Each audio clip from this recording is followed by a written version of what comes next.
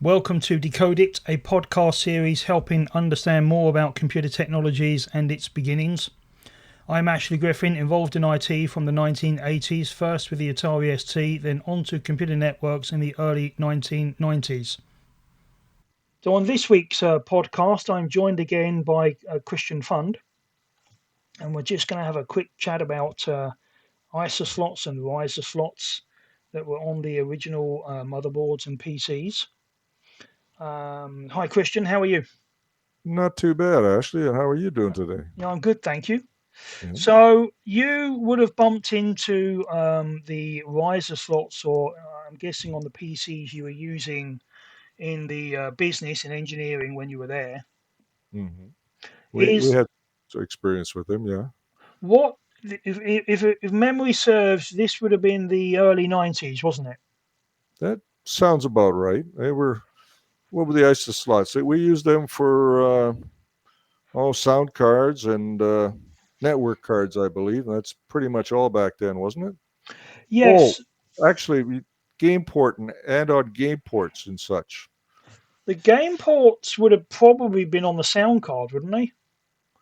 Yeah, but when you had a sound card, you only had one game port. If you wanted to play two-player games, you needed to add another. You could get a card with two game port slots in it, Did so that would enable you to play multiplayer games at home. did you find cards that had two game ports, or did you just add I as did. I installed one or two myself. Yeah. yeah. So on those, so back then, the ISA slots, I did a podcast on this previously. The ISA hmm slots came out in 1981. By hmm 1992, they had the VESA extension. I don't know if you've ever saw that on those boards. That was the little unique extension that was about 2 inches long on one of those slots. Oh yeah. No, the Vestas sounds familiar, but I didn't experience anything with it. Yeah, I remember VESA coming out pretty clearly. So the ISAs were a single slot that was quite long, then hmm which they were 8-bit. They also did a 16-bit version which had like another extension to the slot. Okay. So the card was probably about 10 inches long. Um, VESA was on the back of that, and it was kind of a high density or a higher density connector. The idea of that was it was a faster bus to plug video cards into. Oh yeah. So that it went in the ISA slot, but then to Mm. get that video stream onto that card quick enough, it used the VESA local, and it was called VLB VESA local bus. There was normally only one of them. Like you had Okay. ISA slots, and one of them had the VESA bus on it, and that was the one that had the video card. But so Okay. you were adding sound cards, gaming port cards, and network, which yeah, all of those things probably weren't on the motherboard directly back at that era. Actually, you know what? I think I even added one or two cards on a computer or two for serial ports Oh yeah, that was yeah.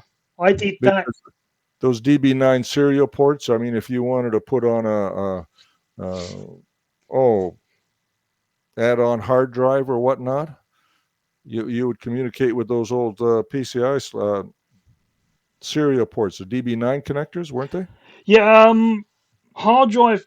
Yeah, no, that may have been SCSI, but no, I know the ones you mean.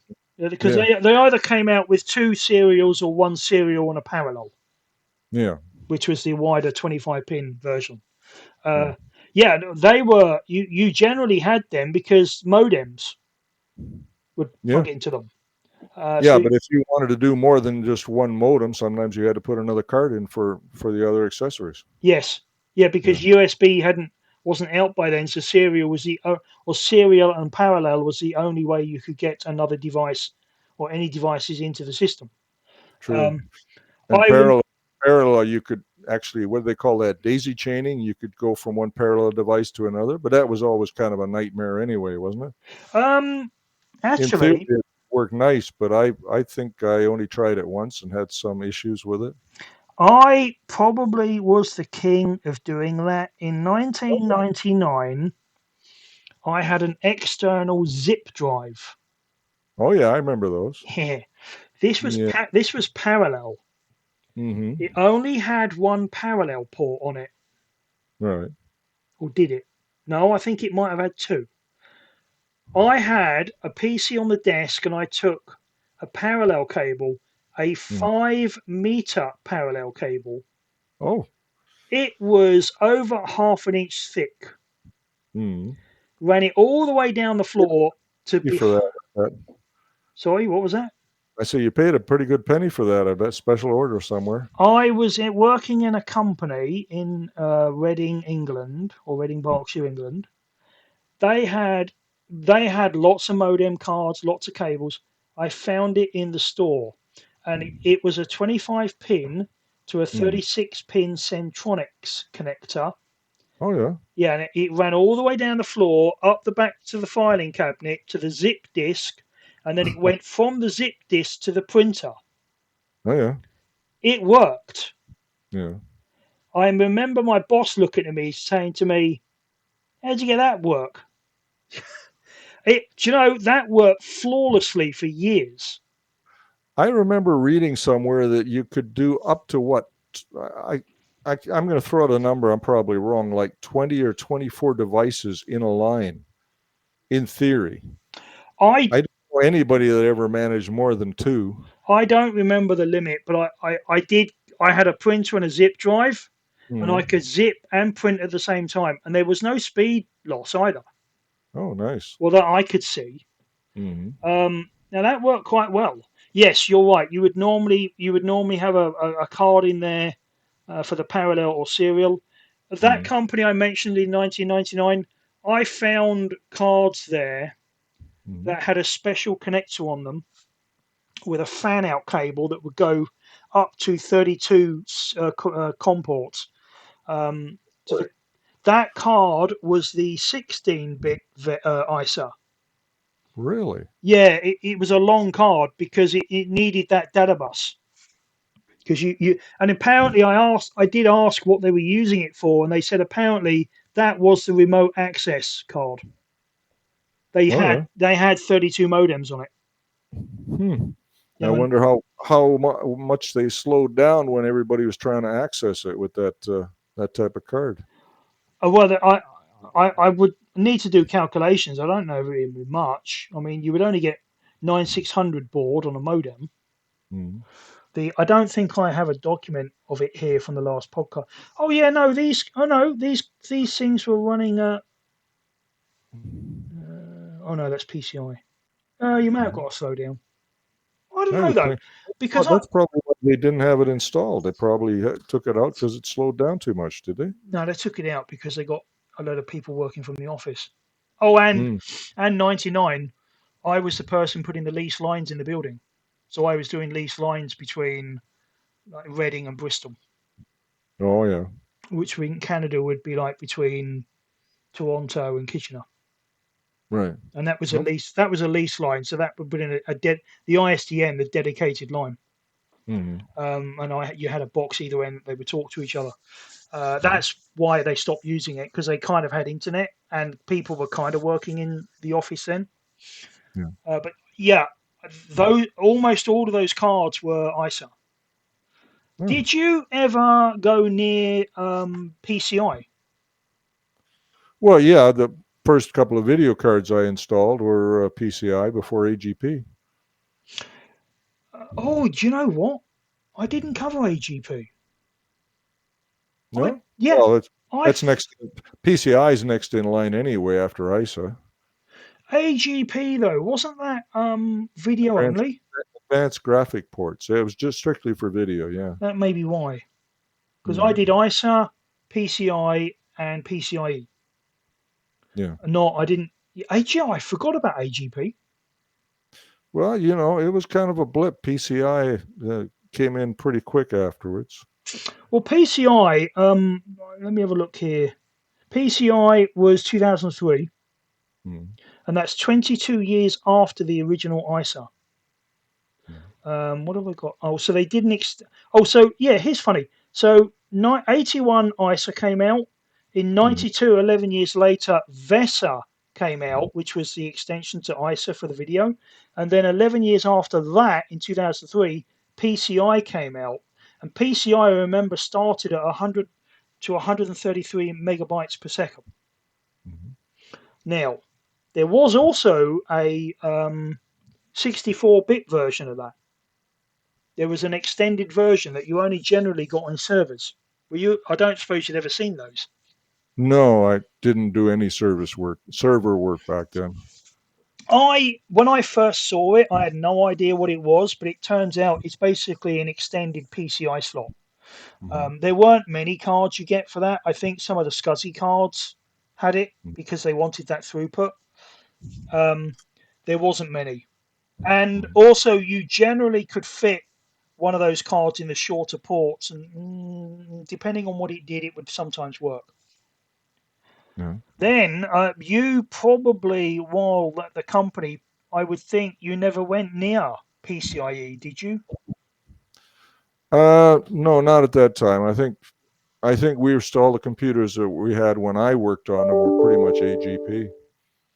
Yeah, actually, Video anyway. I might have got the years mixed up here. 2003, 11 years off. Oh, sorry, yes, 2003, which is 11 years after PCI and Mhm. 22 years after ISA. But in 2003, PCIe came out. Right, and it says here AGP came out in 1997, so really it was only out 4 years, and then PCI Express was already an improvement on that, right? Yeah, I don't know. Do you have in front of you what the speed of the AGPs were or the throughput? Uh, no, it doesn't say here. It does say Intel came out the specs in '96, and by 2000, as you said, 2003, PCI Express was out. PCI Express, kind of. But before we move to PCI Express, were you aware that there were two versions of PCI, which was the white riser? Were you aware there was two versions of that? Sounds familiar, yeah. There was a 3 volt and a 5 volt version. Oh, yeah. Yeah, and you couldn't put 3 volt in a 5 volt slot, Mhm. and you normally found out because it let the smoke out. Also, there was no physical difference that would allow you to make it dummy proof, so to speak. I don't remember. They may have done, Mm. but I remember being when I was buying cards, I had to be scared stiff to make sure I got the right voltage. Yeah, makes sense. Now it could be they were dummy proof because I think I bumped into it by putting it in and it wasn't working. And I Mhm. mailed someone said it's just not working. He said, "Do you have the right voltage?" And at that point, I had no idea they'd changed the voltage, but they do a 5 volt and a 3.3. Mhm. Um, then it sounds like AGP came out, and what did you say that was 97? Yeah, yeah. Yeah, it was only 4 years before PCI Express came out. And PCI Express, let me get back to my notes here. So now PCI Express is actually really easy to remember. So they Mhm. had you have the X number, which is like X1, X2, X4, X8, X16. So PCI Express is just lane driven. Like X1 is one lane of information. Okay. X4 is 4 lanes of information. So it's 4 times quicker. Now, the versions, all they did in the version, so you have like a PCI Express times 4 version 1 or version 2 or version 3. What the versions are is basically they've just doubled the speed. Mhm. So each lane started at 0.25 gigabits per second. Mhm. So in 2003, a PCI Express one lane or X1 version 1 0.25 gigabits per second. Now in 2007, they brought out version 2. Now you can fit a version 1 card into a version 2 board, and the board will clock back technically. And Right. generally, with the card, you can fit a version 2 card and a version 1 board because the card will clock back. Okay. It's very specific on the card though. But generally speaking, you can always fit the lower number card into the higher number board. Always. Never generally had an issue with that. So 0.25 gigabits, when the version 2 came out, it was zero point 0.5. So it was just double the speed. Yeah. Nice. Yeah, very easy to remember. Version 3, okay, it gets a bit quirky. It's not 1 gigabit, it's not 0.985, but you get the idea. You basically just, every year they bring out a new version, it's double the Hmm. speed. And now that's why on most of those boards, you only generally got 1 x 16 slot. It was the 16 slot was designed for the graphics card. Okay. Though, I mean, if you look at 16, what's that? 10. That's 2.5. Let me get my calculator out. If I can find my calculator button, that is. Calculator. There we go. So 0.25 times by 16. Yes, 4 gigabits. That's quite a high throughput. Yeah. So that graphics card can handle 4 gigabits of throughput into that card. So there's a pretty steep escalation, Yeah. which is why you really didn't see a lot of, you really didn't see him take off until later, generally Mm. speaking. Of course, and do you know there's a new revision?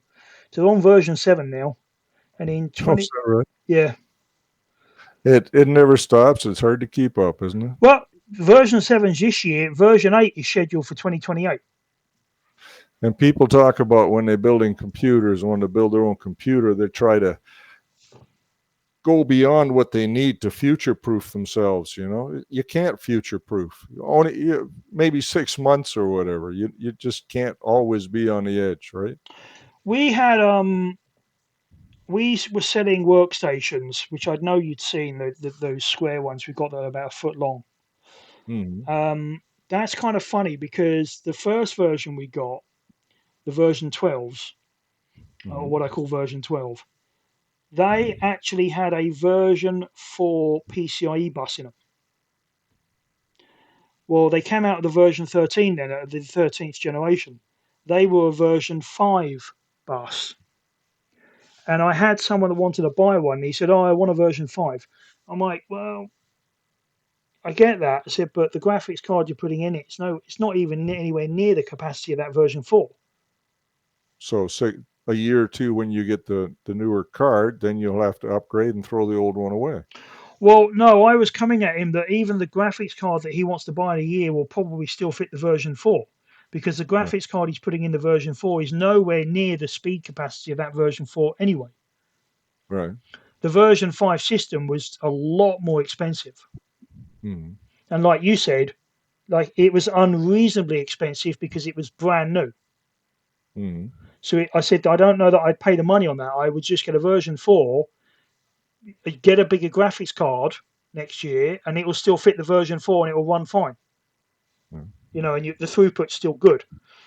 I don't, you like you saying, you really don't know, and especially when you're doing gaming and graphics, it turns out now. So in 2025, this was done, I think, in 22, 23. Still Hmm. got the same graphics card, and he's plugged a virtual reality headset in it, and he's really happy with it. Yeah. But yes, you can't future proof. I mean, you're just going to pay a lot of money for a 2025 system. Hmm. Well, to be honest, it's at 25, 3 years. Yeah, it looks like they're coming out every 3 years. So 2019 was version 5, version 6 was 2022, version 7, 2025. 3 years Hmm. from now, 2028, Yeah. which is version 8. Um, we did see some of the higher end Intel desktop boards, the X7 or the X50 chipset and the X79 chipset. The X50 had two PCIe times 16 ports in it, and they would both run at full capacity. So Oh you, yeah. you could put two gaming cards in that. Um, the X79 chipset, I actually had a board with three times 16 slots on it. However, reading the manual, if you load slot 1 and 2 up with graphics cards running at 16 times, the third Hmm. slot will clock back to 8 times. Okay. So it didn't have the throughput on the board to run all three of those at full capacity. You would need something like that for video editing and such, wouldn't you? Probably. Well, no, no. You I would actually you think would. a gamer would need two of those video cards, would Yeah, they? no. Again, it will be a gamer. Yeah. Video editing. At that era, generally used OpenGL, so it would only generally only use one card anyway, Mm. unless you had the Crossfire link on the card. But Mm. my because I do video editing, and my experience was it still didn't use both cards. Like Oh, really? the card would only default to one. Yeah, because you're using the card to crunch numbers and send it back to the motherboard. Right. I think the Crossfire was more for output to video. Mm. Well, you weren't outputting to video; you were number crunching. Um, you with it, so with video editing, it's still like a network. You're still better off just buying one very big graphics card. Okay. That's 4K compliant, which they all are now. And you Mm. just want a really big card because then you can get the video editor to crunch the numbers through the card. All right. Gamers had it. It was the Mm. gamers that wanted, I don't know, two screens in front of him and two above his head. Oh yeah. Well, they're the ones that always drive the high end stuff, aren't they? Yes. Yeah. Yeah. Gamers are generally the ones that are always pushing the limit because they always want the higher graphics. And virtual Mm. reality, I mean, the moment that came out, that was minimum two HDMI screens because you had to have them one in each eye. That's Oh how, yeah. yeah, that's how it does 3D. Yeah. So you've got 60 hertz, two screens. That's pretty high to keep that running. I know one person that's bought a version 13, so that would be version 5 PCIe.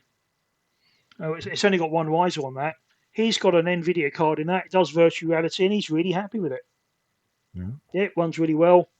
And he said to me, he winds the game up all the way up to the highest level of graphics. He said the fans on the system aren't even spinning at more than 500 RPM.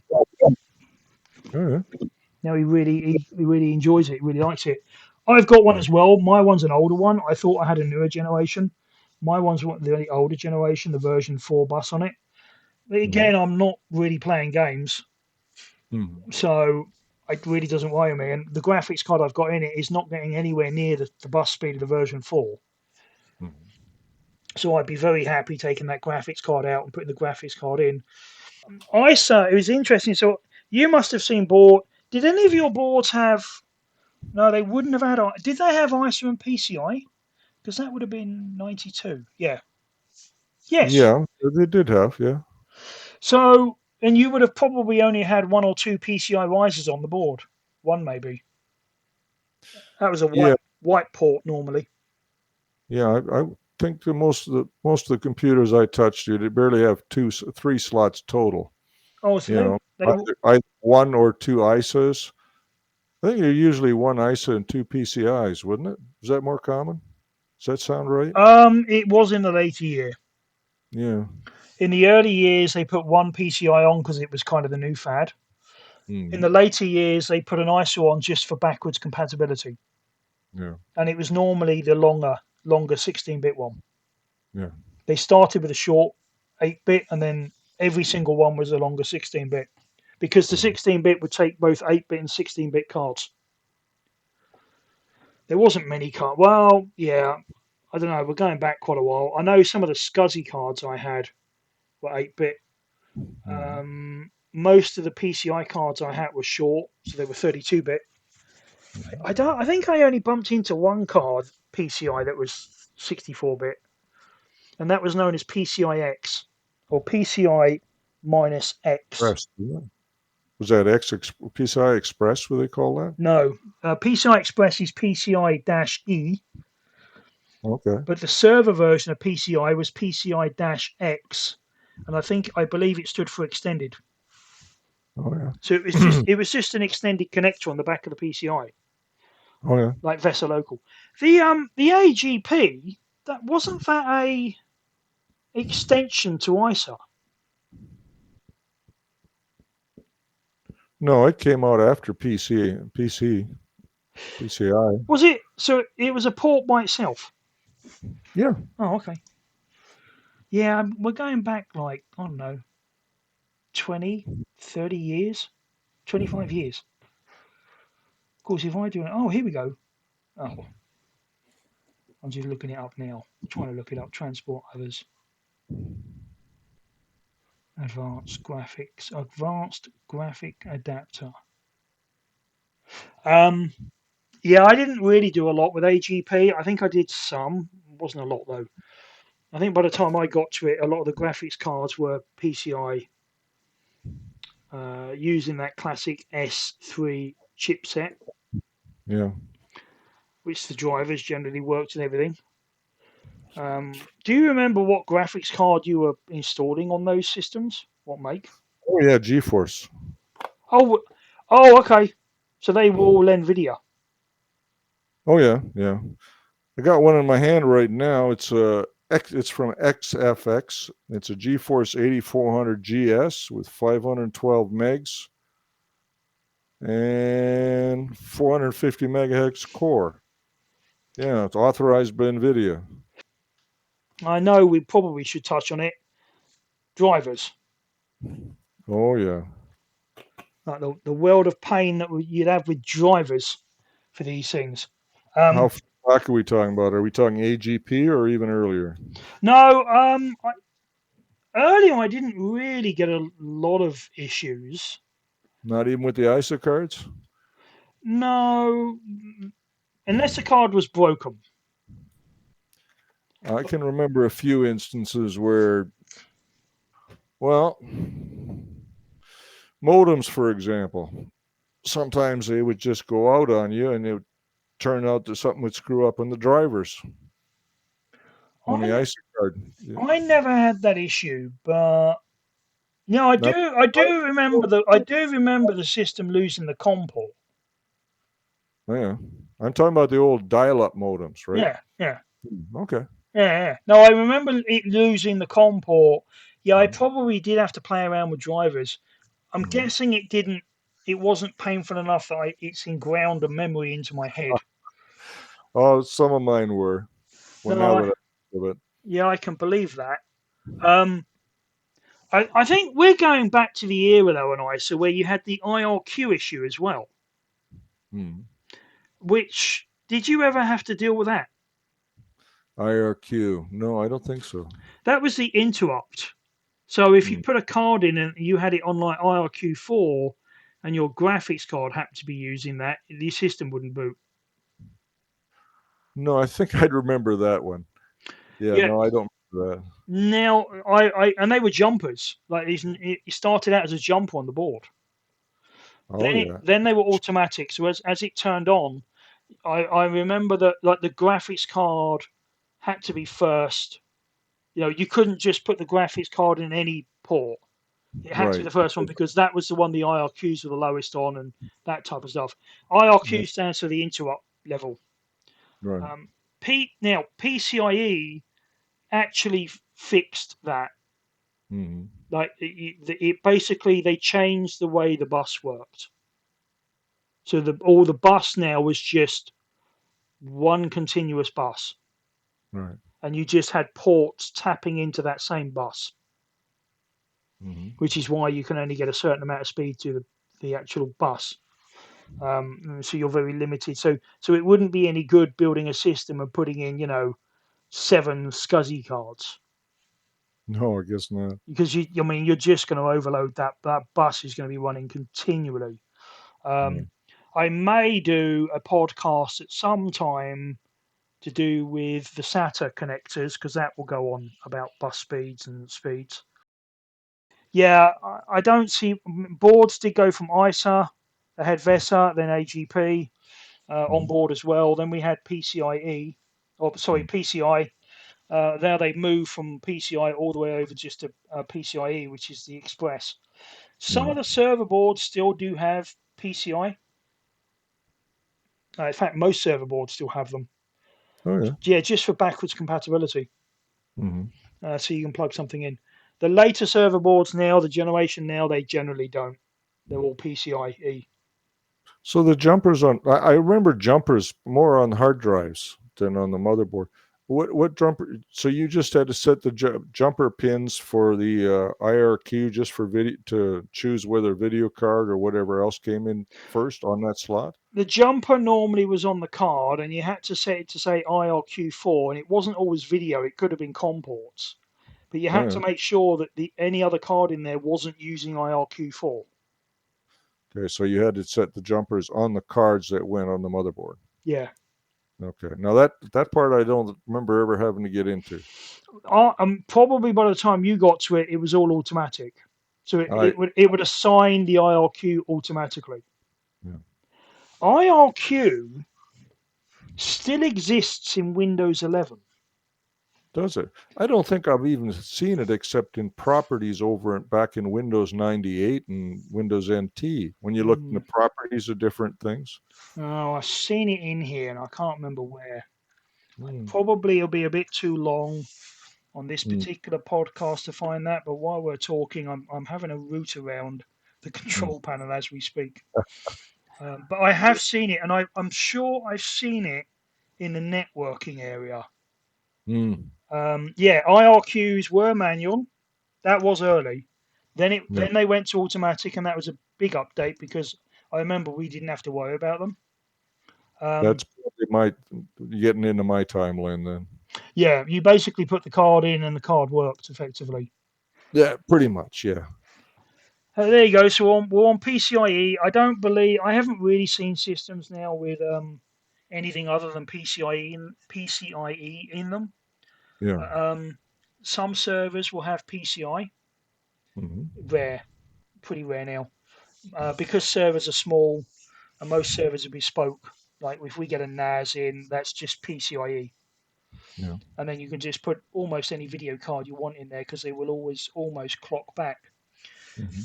But yeah, so the joys of risers, of course, and nowadays you don't really get the risers because all the PCs are tiny. Yeah. Yeah. So there's no riser in the PC itself. Although A they lot do, of them didn't want to have DVD ROMs in them anymore, right? yeah, no. They do have though. They generally have one of the M.2 connectors, and that is generally now used as the external add-in card. So I think from that, Christian, we'll wrap it up this week. Yeah. But it was always good, and I actually didn't realise that you were using NVIDIA cards kind of that early. Oh yeah. That was in the 90s. I really didn't really realise when they came out because say I was doing Matrox. But Mm. yeah, so that was ISA. So we had ISA. Um, and then we had VESA Local, which was on the back of ISA. Then AGP, which I'd forgotten about.